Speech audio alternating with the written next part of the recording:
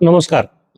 मी सुनील गायकवाड आणि आपण पाहत आहात आवाज जनतेचा, गल्ली ते दिल्ली, जनतेच्या प्रश्नावर थेट आणि निर्भीड आवाज. मित्रांनो, देशात सध्या अत्यंत लांछनास्पद घटना घडत आहेत. इस्रोच्या शास्त्रज्ञांनी राजीनामे देण्याची मोहीम सुरू केली. या बातम्या समाज माध्यमांवर येत आहेत. यात सत्य किती आणि असत्य किती हे येणारा काळच सांगेल. आपण या कुठल्याही गोष्टीची पुष्टी करत नाही. आवाज जनतेचा हा चॅनल कुठल्याही गोष्टीला दुजोरा देत नाही, परंतु समाज माध्यमांवर आणि इतर माध्यमांवर येणाऱ्या बातम्या आणि तज्ज्ञांची मतं याच्यावर आपण आज बोलणार आहोत. चंद्रयान 3 याच्या ऐतिहासिक यशानंतर आणि गगनयान मोहिमेच्या उंबरठ्यावर असताना भारताची सर्वात अभिमानास्पद संस्था म्हणजे इस्रो. इस्रो सध्या एका वेगळ्या संकटाचा सामना करत आहे.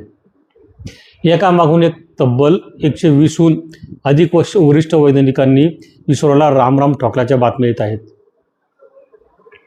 पण अचानक असं काय झालं की देशासाठी अहोरात्र झटणारे हे वैज्ञानिक राजीनामे देत आहेत? का देत आहेत? यामागे आपल्या गगनयान मोहिमेचं काय होणार? चला सविस्तर जाणून घेऊया. सगळ्यात पहिला प्रश्न, हे वैज्ञानिक राजीनामा का देत आहेत? याचं सर्वात मुख्य कारण आहे खाजगी क्षेत्राची एंट्री. भारताने जेव्हापासून अंतराळ क्षेत्र खाजगी कंपन्यांसाठी खुलं केलं आहे तेव्हापासून देशात शेकडो स्पेस स्टार्टअप्स उभे राहिलेत. आता गंमत बघा, इस्रोचे वैज्ञानिक सरकारी नियमानुसार पगार घेतात, पण या खाजगी कंपन्या इस्रोच्या अनुभवी वैज्ञानिकांना आकर्षित करण्यासाठी त्यांना आता जो पगार आहे त्या पगाराचे 3 ते 5 पट पगार जास्त देण्याचे आमिष दाखवतात आणि कॉर्पोरेट सवलतीच्या ऑफरही करतात.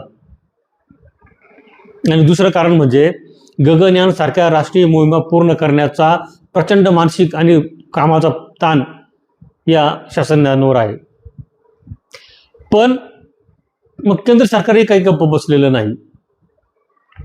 गगनयान मोहिमेला धक्का लागू नये म्हणून सरकारने थेट 14 जुलै 26 रोजी एक मोठा निर्णय घेतलाय, म्हणजे आता 2 दिवसापूर्वी. आता नवीन नियमानुसार मुख्य मोहिमेशी जोडलेल्या ग्रुप ए वैज्ञानिकांचे राजीनामे सहजासहजी मंजूर केले जाणार नाहीत.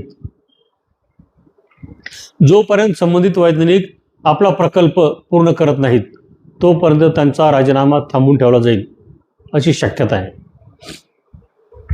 इतकंच नाही तर इस्रोमध्ये रिकाम्या जागा भरण्यासाठी तब्बल 1050हून अधिक पदांची भरती प्रक्रियाही युद्ध पातळीवर सुरू करण्यात येईल. मित्रांनो, इस्रोचा इतिहास हा संघर्षाचा आहे. ज्या संस्थेने सायकलवर आणि बैलगाडीवर प्रवास सुरू करून चंद्राच्या दक्षिण भागापर्यंत, दक्षिण ध्रुवापर्यंत तिरंगा फडकावलाय. आठवून तुम्हाला, तुम्ही टीव्हीवर ते बघितलं असेल सर्व, की चंद्रयान मोहीम वगैरे, चंद्राच्या दक्षिण ध्रुवावर तिरंगा फडकला. ती संस्था अशा आव्हानांमुळे डगमगणार नाही.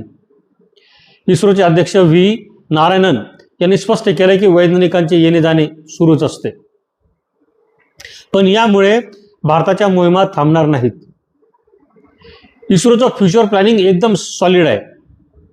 2026च्या शेवटी गगनयानाच्या मानवरहित चाचण्या, 2027 मध्ये गगनयान 4 मधून 3 भारतीय अंतराळात जाणार, 2027 मध्ये चंद्रयान 4 जे चंद्रावरची माती पृथ्वीवर परत आणेल, 2028 मध्ये शुक्र ग्रहासाठी शुक्रयान आणि भारताच्या स्वतःच्या अंतराळ स्टेशनची BES याची स्थापना, याची सुरुवात. थोडक्यात सांगायचं तर टॅलेंट खाजगी क्षेत्रात जाणं हे इस्रो समोरील तात्पुरतं आव्हान नक्कीच आहे, पण इस्रोची मूळ ताकद ही तिथली सिस्टीम आणि देशभक्तीची भावना आहे. आपल्या वैज्ञानिकांच्या कष्टाच्या जोरावर भारत अंतराळात नवनवे इतिहास रचत आहे आणि हा इतिहास रचतच राहील, यात मात्र शंका नाही. तुम्हाला काय वाटतं? सरकारी वैज्ञानिकांचे पगार वाढले पाहिजेत का? कमेंट करून नक्की सांगा. आणि व्हिडिओ आवडला असेल तर लाईक करा आणि अशाच माहितीपूर्ण व्हिडिओसाठी आपल्या चॅनलला नक्की फॉलो करा, सबस्क्राईब करा आणि बेल आयकॉन दाबायला विसरू नका. मी सुनील गायकवाड आणि आपण पाहत होतात आवाज जनतेचा, गल्ली ते दिल्ली, जनतेच्या प्रश्नावर थेट आणि निर्भीड आवाज. धन्यवाद.